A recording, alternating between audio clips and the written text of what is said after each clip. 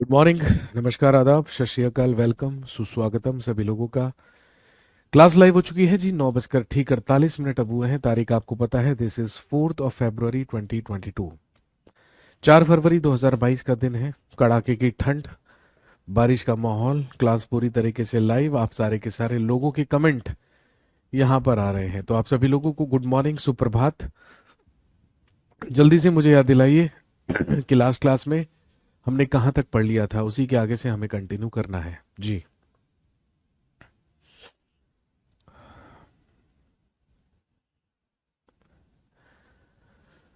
Last class में कहाँ तक पढ़ लिया था, प्लीज बता दीजिए जल्दी से। जहां तक मुझे याद है, हम लोगों ने पढ़ा था टर्किश इन्वेजन से, यानी कि भारत में तुर्क आक्रमण। और मैंने आपको बताया था कि जब अगली क्लास में हमारी मुलाकात होगी तो हम स्टार्ट करेंगे दिल्ली सल्तनत के बारे में। बिल्कुल। चलिए जी, हेडिंग डाल लीजिए। आज हम पढ़ना शुरू करेंगे दिल्ली सल्तनत।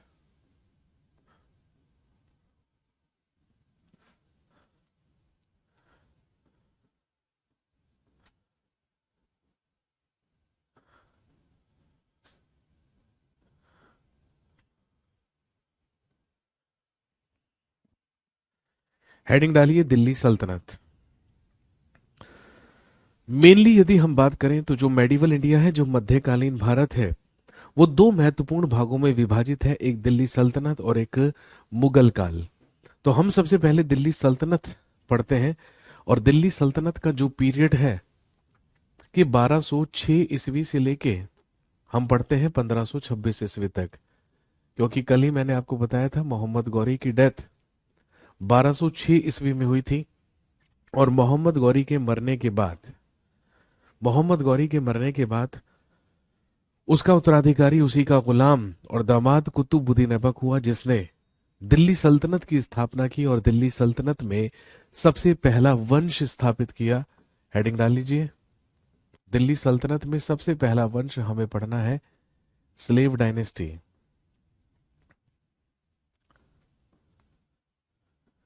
स्लेव डायनेस्टी या गुलाम वंश, जो 1206 ईस्वी से लेके 1290 ईस्वी तक चला। दिल्ली सल्तनत का सबसे पहला वंश जो कहलाता है गुलाम वंश, या जिसे मामलुक वंश भी कहते हैं, ये 1206 ईस्वी तक, या 1206 ईस्वी से लेके 1290 ईस्वी तक चला। और इसका संस्थापक हम सब जानते हैं, founder of slave dynasty was Qutbuddin Aibak. इसका संस्थापक कुतुबुद्दीन ऐबक हुआ।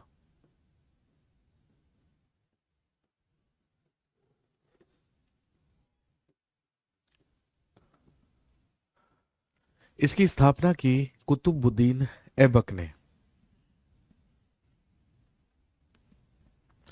कुतुबुद्दीन ऐबक का शासनकाल 1206 ईस्वी से 1210 ईस्वी तक रहा। मैंने आपको पढ़ाया था कि तराइन का दूसरा युद्ध जीतने के बाद मोहम्मद गौरी ने अगले ही साल 1193 ईस्वी में दिल्ली को अपनी राजधानी बना लिया था। इसका मतलब अभी तक मोहम्मद गौरी के साम्राज्य की हिंदुस्तान में जो राजधानी थी वो क्या हुआ करती थी, दिल्ली हुआ करती थी। लेकिन ध्यान रखेंगे, कुतुबुद्दीन ऐबक ने जब दिल्ली सल्तनत की स्थापना की तो इसने अपनी राजधानी दिल्ली को नहीं, बल्कि अपनी सबसे पहली राजधानी लाहौर को बनाया। तो आप लिख सकते हैं दिल्ली सल्तनत की सबसे पहली राजधानी बनी लाहौर। दिल्ली सल्तनत की सबसे पहली राजधानी हुई लाहौर।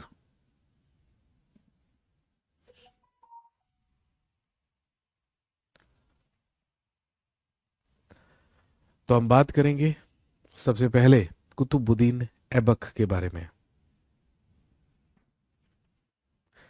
लिखिए आफ्टर बिकेमिंग द रूलर, लिखिए शासक बनने के बाद।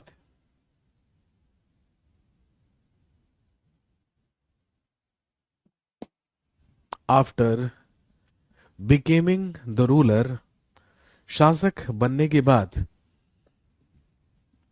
लिखिए he donated lakhs of rupees in his citizens, इसने अपनी जनता में लाखों का दान किया।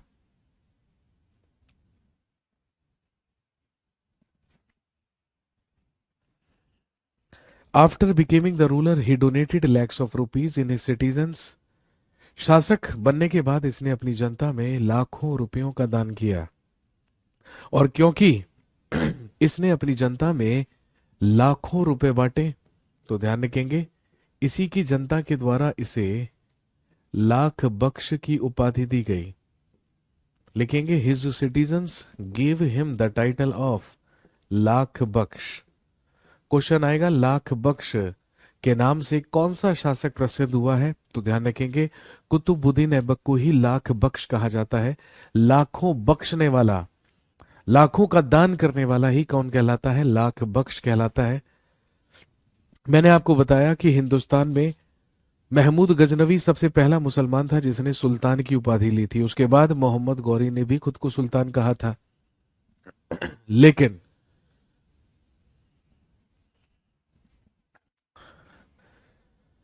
लेकिन ध्यान रखेंगे इसने सिपहा सालार की उपाधि ली थी।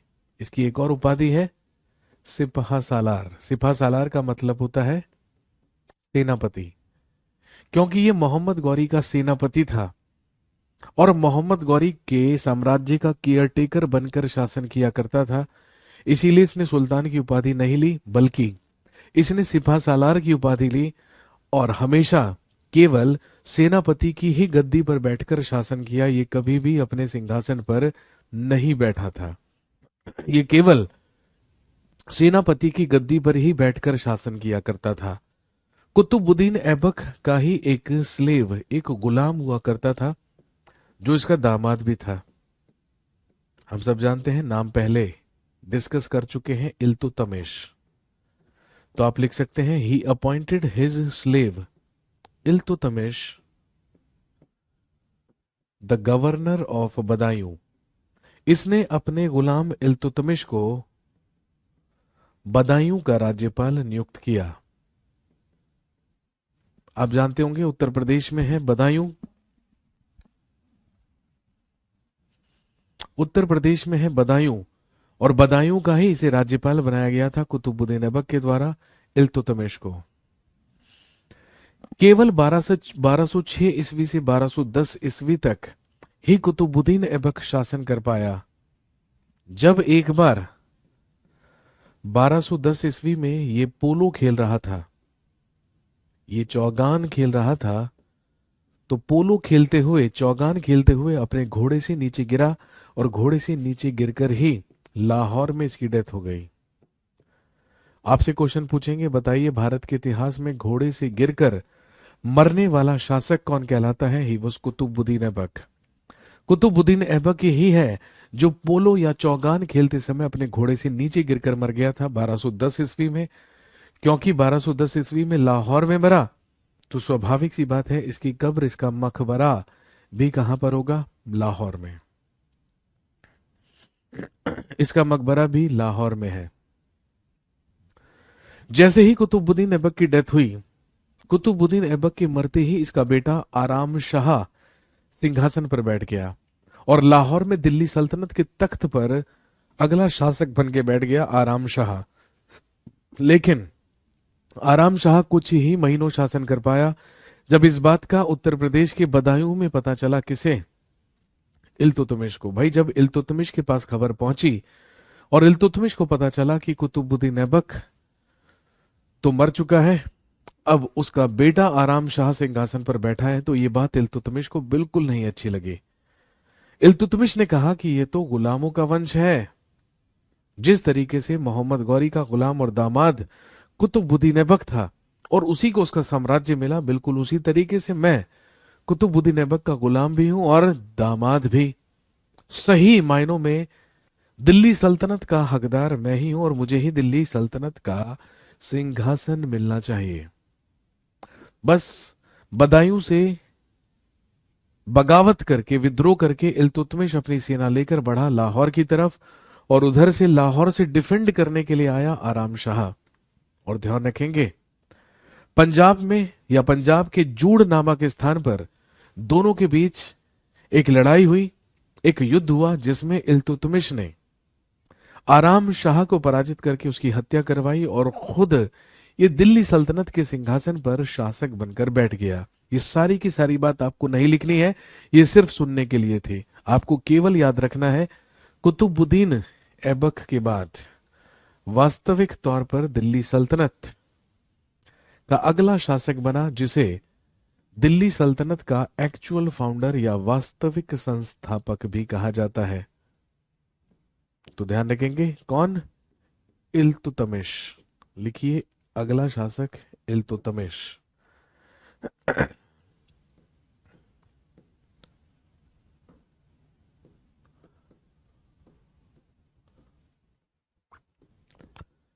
1211 ईस्वी से लेके लगभग 1236 ईस्वी तक दिल्ली सल्तनत का अगला शासक बना इल्तुतमिश।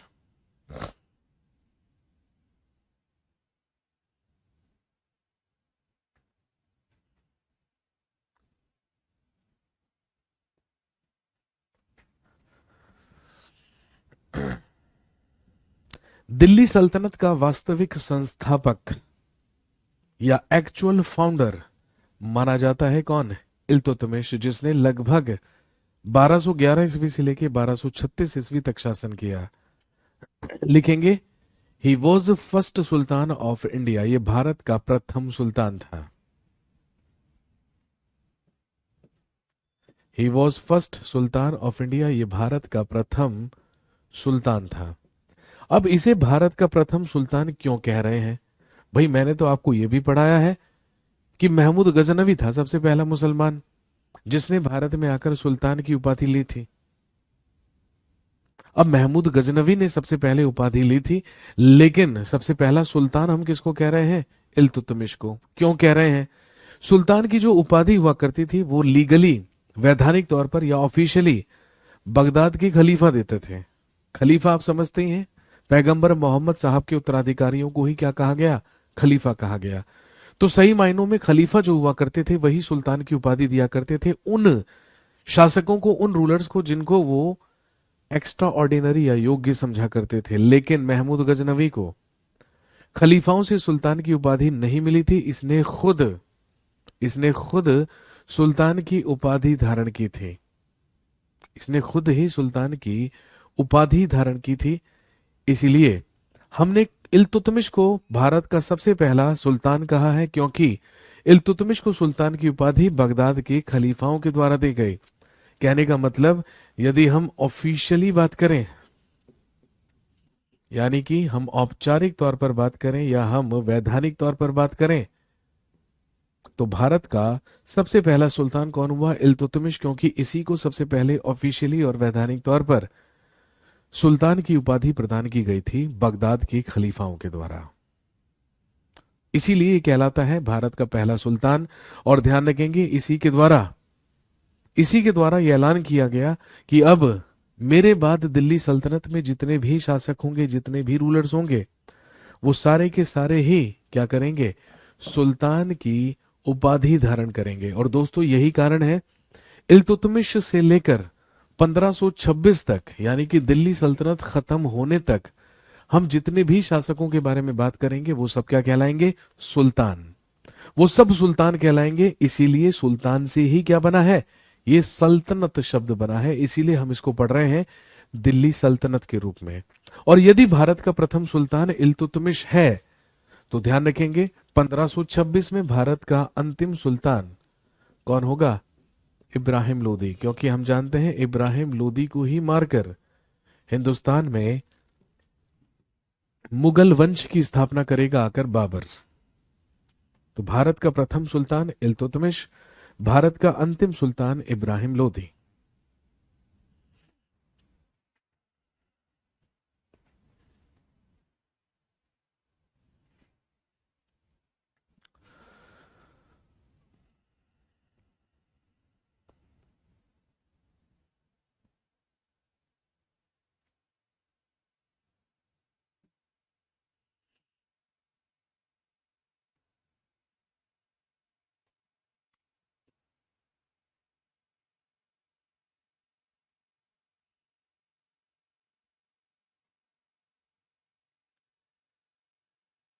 इसके बाद इल्तुतमिश से संबंधित सबसे महत्वपूर्ण क्वेश्चंस और सबसे महत्वपूर्ण पॉइंट्स क्या क्या हैं। सबसे पहला ध्यान रखेंगे, इल्तुतमिश के ही शासनकाल में 1221 ईस्वी में हुआ, लिख लीजिए, चंगेज खां का आक्रमण।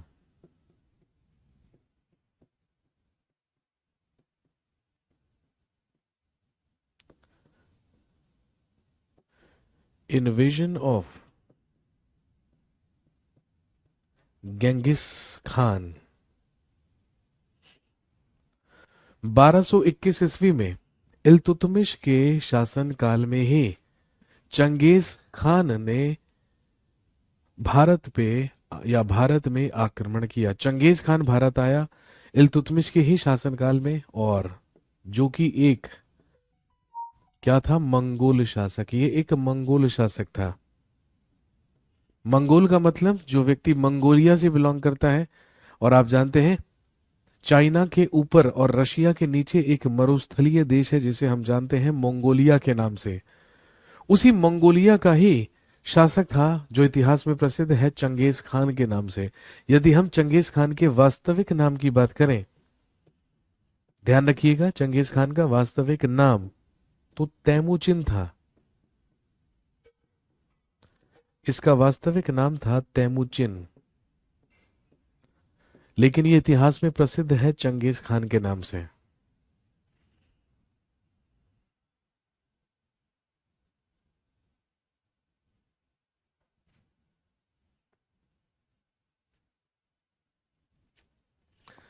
सर 1526 के बाद कोई सुल्तान नहीं हुआ। बेटे अभी हम 1526 तक पहुंचे का है। जब 1526 पर पहुंच जाएंगे तब पूछना ये सवाल, तब पूछने की जरूरत ही नहीं पड़ेगी। अब तो थोड़ी देर में कहेगा सर आपने तो अंतिम सुल्तान भारत का इब्राहिम लोदी बता दिया है ना। बट मेरे अनुसार तो भारत का अंतिम सुल्तान सलमान खान होना चाहिए, क्योंकि लास्ट सलमान खान को ही हमने सुल्तान मूवी में सुल्तान देखा था। अब थोड़ी देर में आपका ये डाउट भी हो सकता है।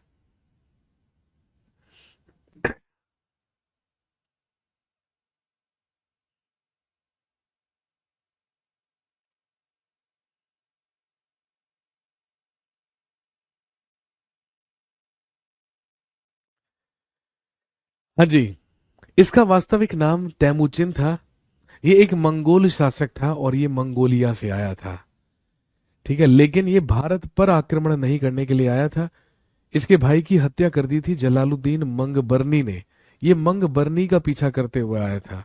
लेकिन चंगेज खान का हिंदुस्तान में आना एक अति महत्वपूर्ण घटना है, इसीलिए इंपॉर्टेंट क्वेश्चन बनता है कि बताइए चंगेज खान किस शासक के या दिल्ली सल्तनत के किस सुल्तान के शासनकाल में भारत आया। तो ध्यान रखेंगे ही वॉज इल्तुतमिश, इल्तुतमिश के शासनकाल में। इल्तुतमिश ने ही अपने शासनकाल में कुछ स्थायी सिक्के दिल्ली सल्तनत में जारी किए, और ध्यान रखेंगे इल्तुतमिश के ही द्वारा चलवाया गया चांदी का टंका या टका।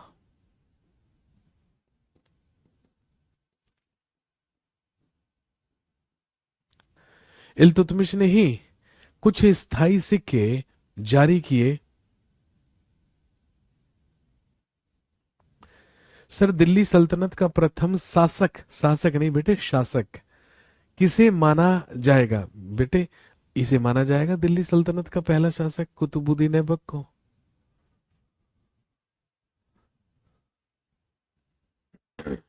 इल्तुतमिश ने दिल्ली सल्तनत में चांदी के सिक्के चलवाए थे जिन्हें टंका या टका कहा जाता था, और ध्यान रखेंगे इसी के द्वारा कॉपर या तांबे का सिक्का चलवाया गया था जिसे कहा जाता था जीतल। तो ध्यान रखेंगे चांदी का टंका और तांबे का जीतल भी इल्तुतमिश के ही द्वारा चलवाया गया।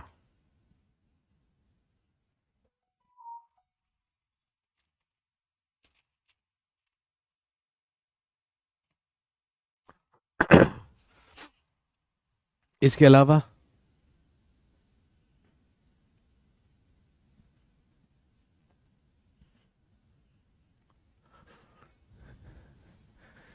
सर मैं क्लास नहीं लेता हूँ, ओनली पीडीएफ से पढ़ता हूँ। बहुत ही बढ़िया। तो बेटे बैच क्या गुइयां छीलने के लिए खरीदा आपने, ये बताइए। तो मेरे भाई तेरे को पूरा बैच खरीदने की क्या जरूरत थी, जीएस वाली बुक खरीद लेता यार। अब खरीद लिया लाइव बैच और पढ़ रहा है पीडीएफ से, अंग्रेज। इसके अलावा इल्तुतमिश के ही द्वारा लिखेंगे, he started the system of तुर्कानी चहलगानी और दल चालीसा।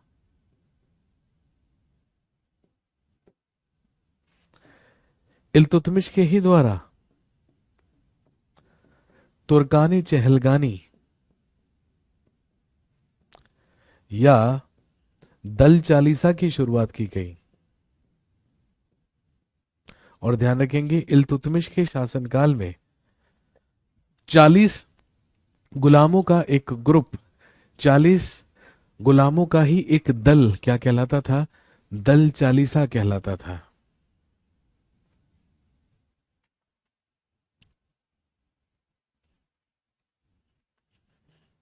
इल्तुतमिश ने इल्तुतमिश ने अपने 40 सबसे खास सबसे करीबी गुलामों को अपना प्रशासक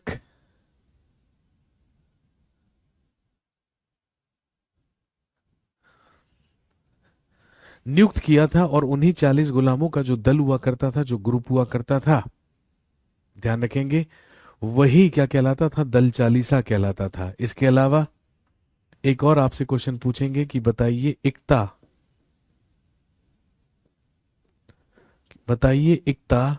या इक्तेदारी प्रथा किसके द्वारा शुरू की गई थी।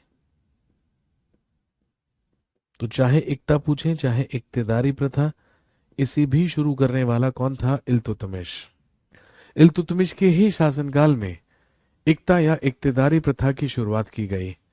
इल्तुतमिश के शासनकाल में जो सैनिक हुआ करते थे, जो सोल्जर्स हुआ करते थे, उन्हें कोई भी नकद वेतन नहीं दिया जाता था, उन्हें कोई भी सैलरी नहीं दी जाती थी, बल्कि युद्ध में हड़पी हुई संपत्ति और लूटा गया माल ही सैनिकों में क्या कर दिया जाता था, बांट दिया जाता था।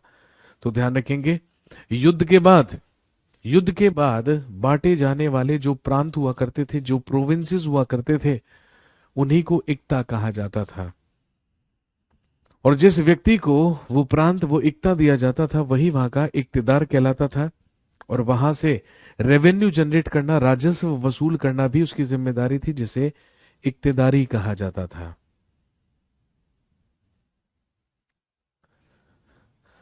चार इंपॉर्टेंट चीजें हैं इल्तुतमिश के बारे में। एक, चंगेज खान का आक्रमण। एक, स्थाई सिक्के, चांदी का टंका तांबे का जीतल। एक, दल चालीसा तुर्काने चहलगानी। और एक, इक्ता प्रथा या इक्तेदारी सिस्टम। इसके अलावा लिखेंगे 1229 में इन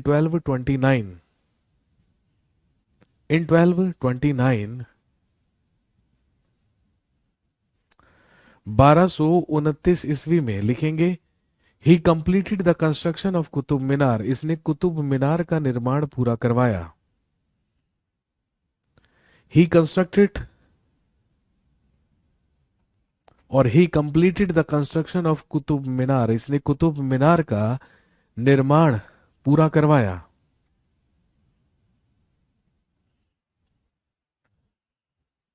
एंड लिखेंगे he shifted he shifted his capital from Lahore to Delhi.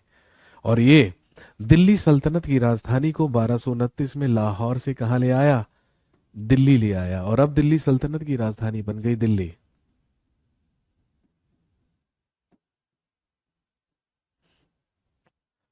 Delhi सल्तनत की अब राजधानी बना ली गई दिल्ली।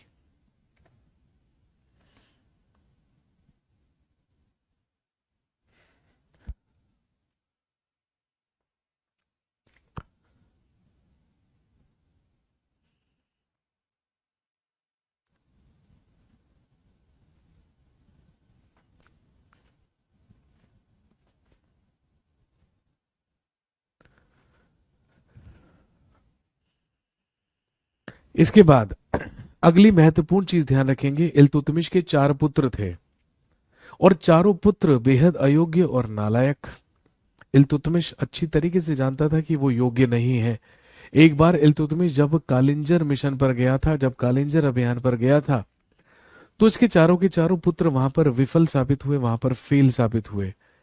लेकिन इस अभियान को सफल बनाने में मदद की इल्तुतमिश की पुत्री ने, जिसका नाम था रजिया। इसीलिए इल्तुतमिश ने अपना उत्तराधिकारी भी किसको घोषित किया? अपनी पुत्री, अपने चारों बेटों में से किसी को नहीं, इसने अपना उत्तराधिकारी अपनी पुत्री रजिया को घोषित किया। और 1236 ईस्वी में इल्तुतमिश की डेथ हो गई, इल्तुतमिश की मृत्यु हो गई। बार बार डेथ लिखने की जरूरत नहीं होगी आपको, क्योंकि हम जिस भी शासक के बारे में लिखेंगे उसका शासन काल लिखेंगे, तो ये वाली जो डेट है, ये वाला जो ईयर है, वही क्या होगा? उसका डेथ ईयर होगा। 1236 में इल्तुतमिश की मृत्यु हुई और इल्तुतमिश का मकबरा भी दिल्ली में है। दिल्ली में जो कुतुब मीनार है, उसी के अंदर, उसी के प्रीमाइसिस में, उसी कॉम्प्लेक्स के अंदर इल्तुतमिश का मकबरा भी है। अब इल्तुतमिश तो अपना उत्तराधिकारी अपनी बेटी को घोषित करके मरा था, जिसका नाम था रजिया। लेकिन इसकी मर्जी के खिलाफ, इसकी ख्वाहिश के खिलाफ, इसका सबसे बड़ा जो बेटा था, उसका नाम था रुकनुद्दीन फिरोज शाह। याद रखने की जरूरत नहीं है, इसका सबसे बड़ा बेटा था रुकनुद्दीन फिरोज शाह। वो इसकी मर्जी के खिलाफ सिंहासन पर बैठ गया, और जब वो सिंहासन पर बैठा तो ये बात नहीं पसंद आई किसको? ऑब्वियसली रजिया को। इसीलिए रजिया दिल्ली की जनता के पास पहुंची और दिल्ली की जनता से ही उसने मदद मांगी। दिल्ली की जनता का साथ मिला रजिया को, और दिल्ली की जनता की ही मदद से रजिया ने अपने ही बड़े भाई रुकनुद्दीन फिरोज शाह की हत्या करवाकर दिल्ली का सिंहासन प्राप्त किया। और यही दिल्ली की अगली सुल्तान बनी, लिखेंगे रजिया सुल्तान।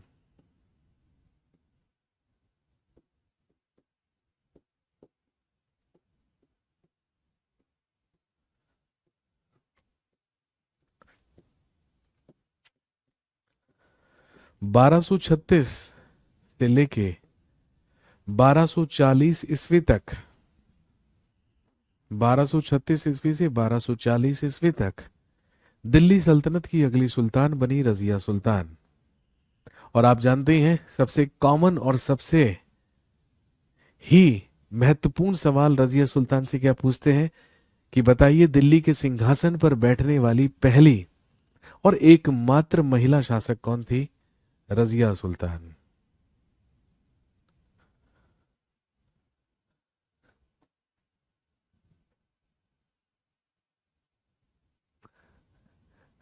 सर क्या पढ़ा रहे हैं बेटे? पहले मुंह धो के आ, ठीक है? पहले फ्रेश फ्रेश हो ले। तू प्रेशर में लग रहा है मुझे, तुमको सुबह से प्रेशर लगा हुआ है। पहले जा, तू फ्रेश हो, उसके बाद मुंह धो, उसके बाद आ क्लास में, तब बताऊंगा मैं क्या पढ़ा रहा हूं।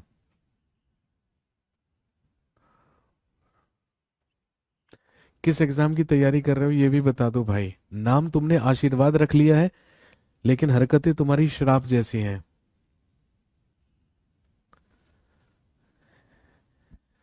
मेरी क्लास में ना एटलीस्ट मुंह तो धो के आया करो।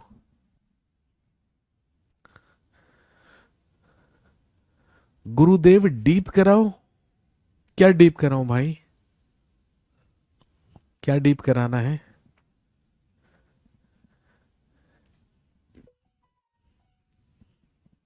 अबे मैं डीप कराने नहीं आया हूं, आपके एग्जाम के लिए कराने आया हूं, ठीक है ना? जिसको डीप करना है भाई, है ना, वो डीप करने के चक्कर में डिप हो जाएगा, है ना? जिसको डीप करना है वो हिस्ट्री स्पेशल बैच में जाइए। जनरल बोगी की टिकट खरीद के ना फर्स्ट क्लास एसी में बैठने की कोशिश मत किया करो। कितनी बार तो बता दिया मैंने, तुम समझते नहीं हो यार जज्बातों को, है ना? टिकट खरीद लेते हो जनरल वाला, जनरल बोगी वाला, और फिर वो जनरल वाली टिकट खरीद के कहते हो हमें तो फर्स्ट क्लास एसी के मजे चाहिए। और तुम्हें पता ही है भाई साहब, फर्स्ट क्लास एसी से तो देखो गांधी जी को भी गिरा दिया गया साउथ अफ्रीका में, क्योंकि अलाउड ही नहीं था भारतीयों के लिए। अब सिंपल सी बात है भाई। अब डीप की तो परिभाषा क्या होती है तो देखो भगवान ही जाने, या तो आप ही जानो क्या डीप में पढ़ना है आपको। बे टाइम पास मत करने आया करो भाई, पढ़ाई वढ़ाई कर लो, नौकरी वोकरी लग जाएगी, है ना, नहीं तो फिर सरकार को ही दोष देते रह जाओगे।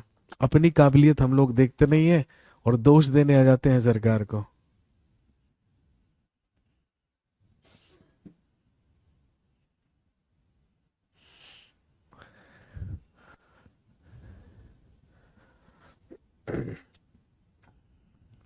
ये तुम्हें भी पता और मुझे भी, ठीक है ना, जो मैं आपको पढ़ा रहा हूं ना, है ना, ये आपको पहले से नहीं पता है भाई।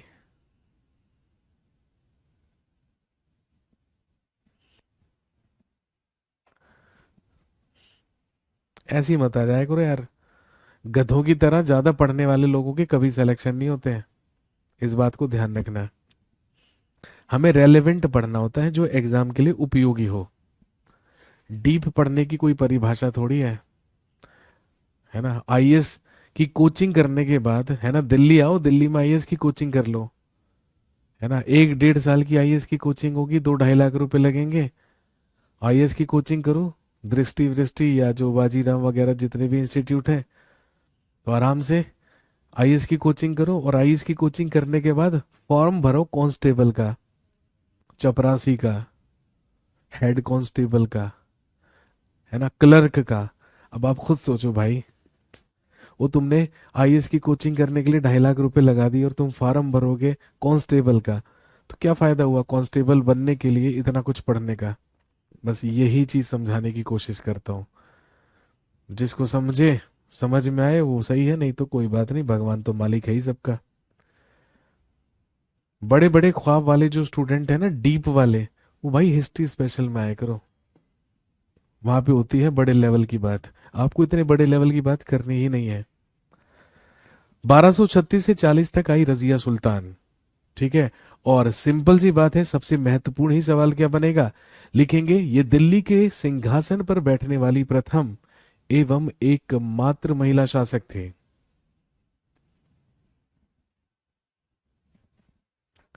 ये दिल्ली के सिंहासन पर बैठने वाली प्रथम एवं एकमात्र महिला शासक थी। She was the first and the only female ruler of Delhi. She was the first and the only female ruler of Delhi, Razia Sultan. जब रजिया सुल्तान दिल्ली के सिंहासन पर बैठी और दिल्ली की सुल्तान बनी, तो भाई आप जानते हैं उस समय तो महिलाओं को पर्दों से भी बाहर आने की परमिशन नहीं थी। महिलाओं को तो केवल और केवल हिजाबों में रहना होता था, पर्दों में रहना होता था। लेकिन रजिया सुल्तान ने पर्दा प्रथा का पूरी तरीके से त्याग किया था। मर्दों की पोशाकें पहना करती थी, टोपी और कोट पहनकर अपने दरबार में जाती थी, और मर्दों की पोशाकें पहनकर दरबार में जाकर न्याय भी किया करती थी।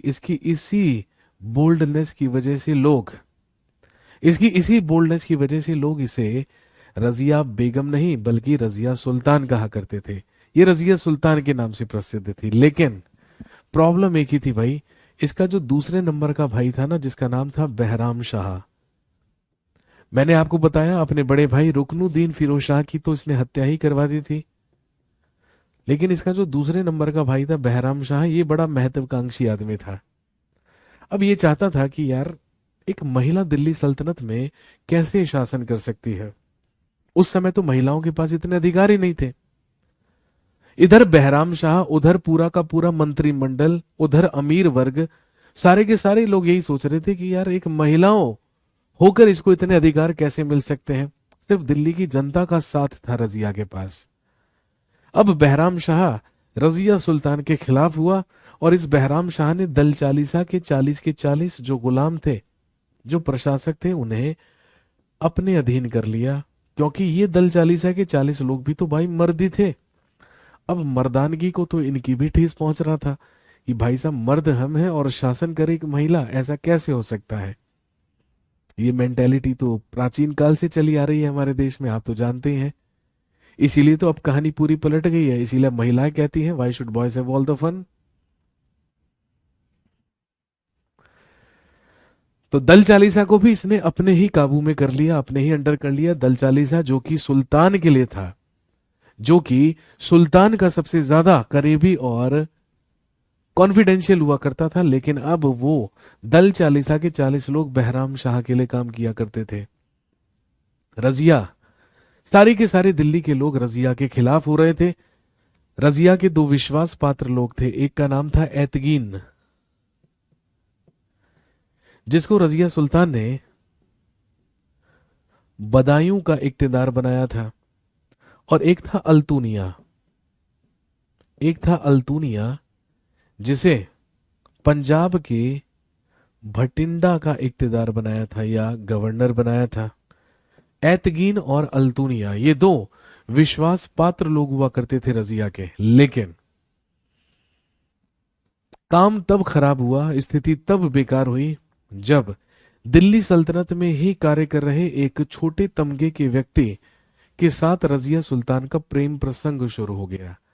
रजिया सुल्तान, आप जानते हैं, रजिया सुल्तान का ही एक प्रेमी हुआ करता था, जो एक अबसीनियाई हबसी हुआ करता था। इसका नाम था याकूत, याकूत खान। अब ये याकूत खान कौन है? आपने यदि रजिया सुल्तान मूवी देखी होगी, बॉलीवुड की एक मूवी भी है रजिया सुल्तान, तो उसमें ये याकूत खान का जो रोल है ना, वो धर्मेंद्र साहब ने निभाया है। धर्मेंद्र साहब हैं भाई, आप जानते होंगे, उन्होंने ये किरदार निभाया था। याकूत खान एक अबसीनियाई हबसी हुआ करता था, जो इल्तुतमिश के शासनकाल में सबसे पहले रसोइया हुआ करता था, खानसामा। लेकिन अपनी सेवाओं से प्रभावित करके इल्तुतमिश को इसने एक महत्वपूर्ण पद हासिल कर लिया था। और ध्यान रखेंगे, इल्तुतमिश का ही जो घोड़ा हुआ करता था, उसी का रख रखाव करने का काम किया करता था याकूत खान। उसको नहलाने धुलाने का काम, उसको चारा खिलाने का काम, उसका रख रखाव करने का काम कौन किया करता था? याकूत खान किया करता था। एक आदमी पूछ रहे हैं, सर आप लूसेंट से पढ़ाते हो क्या? अबे गधे, तूने जिंदगी में लूसेंट के अलावा कुछ देखा ही नहीं है, इसलिए तेरे को लग रहा है कि लूसेंट से। बेटे लूसेंट क्या, तू दुनिया की किसी भी इतिहास की बुक को खोल के देखेगा ना, कहानी यही है। ये कहानी मैं अपने घर से नहीं लाया हूं बना के, ये कहानी मेरे को मेरी नानी ने नहीं सुनाई थी। इतिहास की जो मर्जी किताब खोल ले, कहानी यही है ना। लेकिन परेशानी ये है कि तुम्हारी जिंदगी कभी लूसेंट से ऊपर बढ़ी ही नहीं। अगर बढ़ती तो आज आप यहां पर नहीं होते, आज मेरी जगह होते आप। तो याकूत खान जो था भाई, ये उसके घोड़े का रख रखाव करने का काम किया करता था। जब इल्तुतमिश अपने घोड़े पर बैठा करता था, तो ये याकूत खान अपने हाथों पर इल्तुतमिश के पांव रखवा कर उसे घोड़े पर बिठाने का काम करता था याकूत खान। लेकिन भाई इल्तुतमिश तो चल बसा। अब इल्तुतमिश जब चल बसा, तो आप जानते हैं कि इल्तुतमिश के मर जाने के बाद अब ये याकूत खान वही काम किसके लिए कर रहा था? रजिया सुल्तान के लिए। रजिया सुल्तान को अपने हाथों पर, भाई अपने हाथों पर रजिया सुल्तान के पांव रखवा कर उस पर घोड़े पर बिठाया करता था। बस घोड़े पर बिठाते बिठाते ही आंखें चार हुई, नैन लड़ गए, और मोहब्बत परवान चढ़ने लगी। और धीरे धीरे ये सारी की सारी बातें पता चलने लगी सारे के सारे लोगों को, और सब भारी आलोचना करने लगे रजिया सुल्तान की, कि भाई दिल्ली की सुल्तान होकर एक छोटे तमगे के व्यक्ति के साथ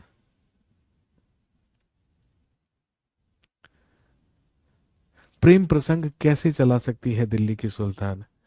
एक नालायक लिख रहा है, कुछ तड़कता भड़कता कहानी सुनाइए। बेटे तू यहां से लॉग आउट कर, ठीक है, तू यहां से लॉग आउट कर, और तू कहीं यूट्यूब यूट्यूब पे ना कुछ ऐसी वैसी टाइप की कहानियां हैं वो देख ले, तेरे लिए वो बढ़िया रहेगा, है ना। क्योंकि यहाँ पे आके तेरे को कुछ हासिल होने वाला नहीं है, तो बेटर है वहां पे जाके कुछ तड़क भड़क के ही काम कर ले।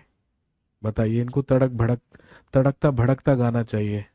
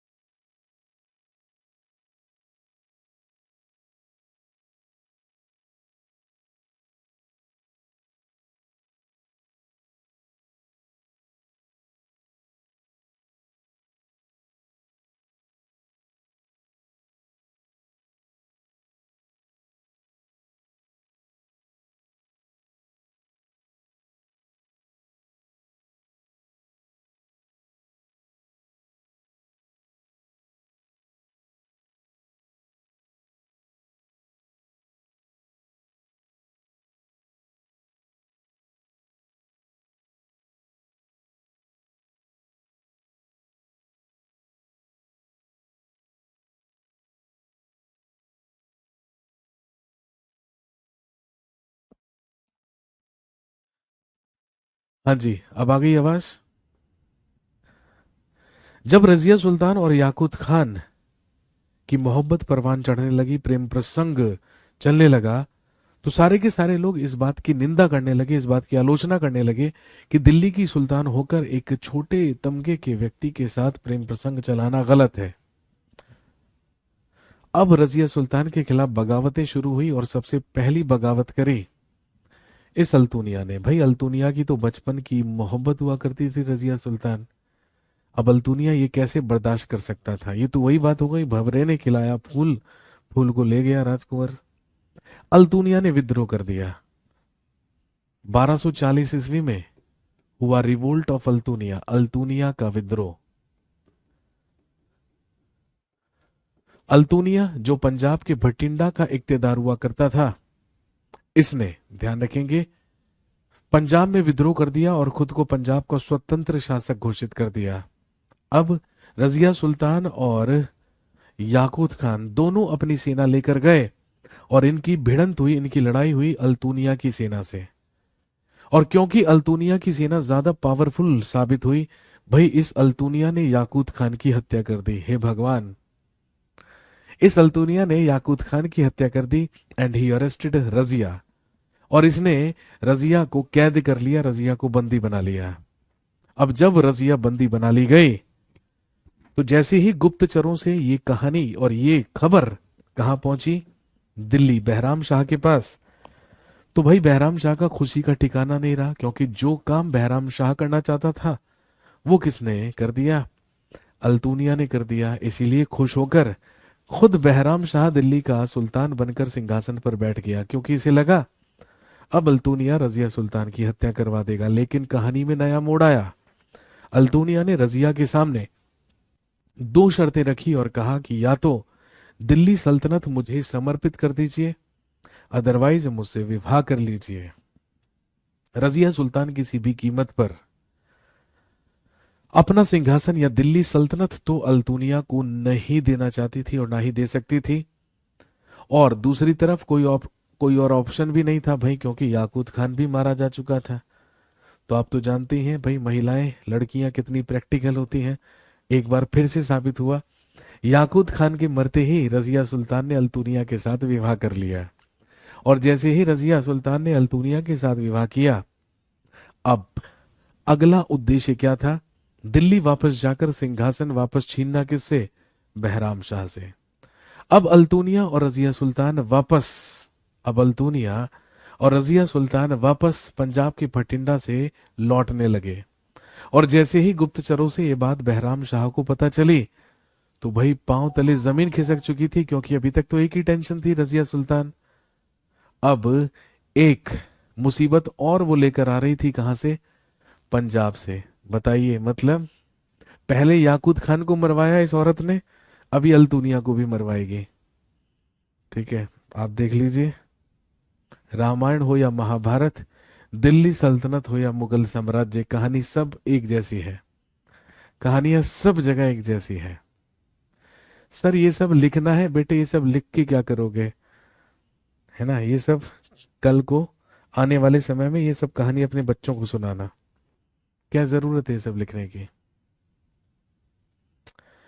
तो जब बहराम शाह को पता चला, जब बहराम शाह को पता चला कि रजिया सुल्तान और अल्तुनिया वापस लौट रहे हैं, कहां से? पंजाब से।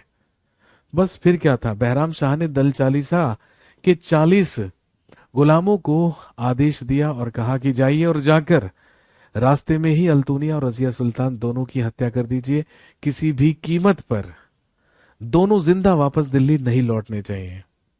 जब अल्तुनिया और रजिया दोनों पंजाब के भटिंडा से वापस लौट रहे थे, तो रास्ते में विश्राम करने के लिए इन्होंने हरियाणा के कैथल नामक स्थान पर अपना शिविर लगाया, रात को विश्राम करने के लिए। आप सब जानते हैं हरियाणा में है कैथल, बहुत बेहतर तरीके से आप जानते होंगे। हरियाणा के कैथल में रात को विश्राम करने के लिए शिविर लगाया गया। और जब आधी रात को अपने शिविर में विश्राम कर रही थी, आराम कर रही थी रजिया सुल्तान, तो आधी रात को ही, ध्यान रखेंगे, दल चालीसा के 40 लोग, 40 गुलाम पहुंचे और जाकर इन्होंने कैथल में रजिया सुल्तान के शिविर को चारों तरफ से घेर लिया। और जैसे ही रजिया सुल्तान चारों तरफ से घेरी गई। तो भाई आपको पता है इसी सिचुएशन पर तो गाना बना था, रजिया गुंडों में फंस गई। तो फंस गई भाई रजिया गुंडों में, क्योंकि वाकई में रजिया गुंडों में फंसी थी। वो गुंडे थे कौन? दल चालीसा के वो 40 गुलाम प्रशासक, जिनको मारने के लिए भेजा था रजिया सुल्तान को। और बस 1240 ईस्वी में दल चालीसा के द्वारा ही अल्तुनिया और रजिया सुल्तान दोनों की हत्या कर दी गई। Razia Sultan died in 1240।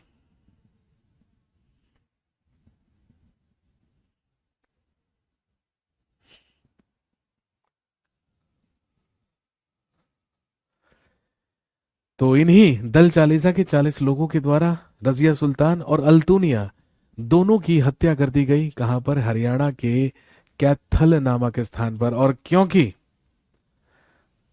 अरे अपने भाई को रूलर बना देती बताइए। ये सुमन को तो, मतलब ये सुमन तो दिल पे ले गई इस कहानी को। बेटे इस कहानी को दिल पे लेने की जरूरत नहीं है। कुछ लोग तो दुखी भी हो गए यहाँ पे। अरे दुखी होने की जरूरत नहीं है, टेक इट इजी। तो 1240 ईस्वी में अल्तुनिया और रजिया सुल्तान की हत्या करवा दी गई। हत्या कहां पर हुई? हरियाणा के कैथल में। तो भाई बन गया इंपॉर्टेंट क्वेश्चन, बताइए रजिया सुल्तान का मकबरा कहां पर है? तो ध्यान रखेंगे, रजिया सुल्तान का मकबरा हरियाणा के कैथल में है। ठीक है, और ये आपको पता ही होगा। तो बस रजिया सुल्तान मरी, और रजिया सुल्तान के मरते ही दिल्ली सल्तनत का अगला सुल्तान बना, हेडिंग डाल लीजिए, बहराम शाह, 1240 से लेके 1242।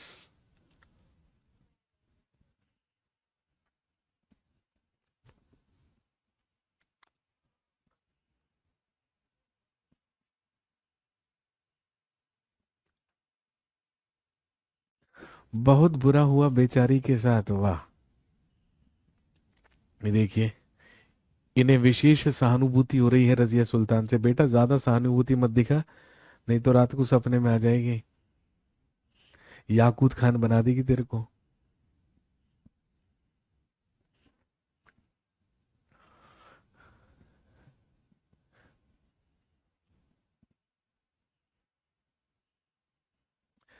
तो हेडिंग डाल लीजिए, बहराम शाह 1240 से 1242।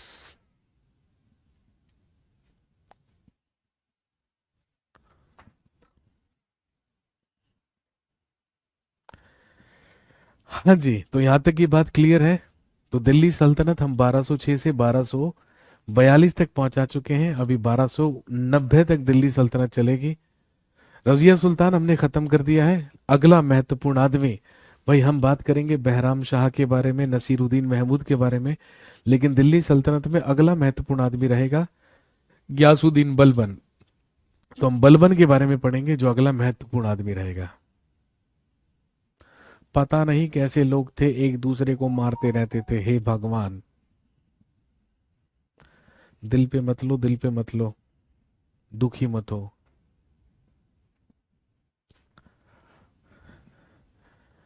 हाँ, चलिए जी, बहुत है यार इतना।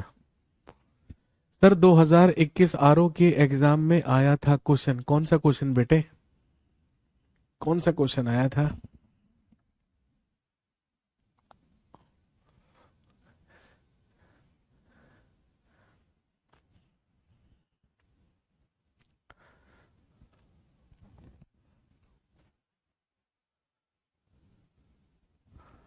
सत्ता और पैसा का लालच था सब। बताइए, यहाँ पे लोग इतिहासकार बन के अपनी अपनी प्रतिक्रियाएं दे रहे हैं।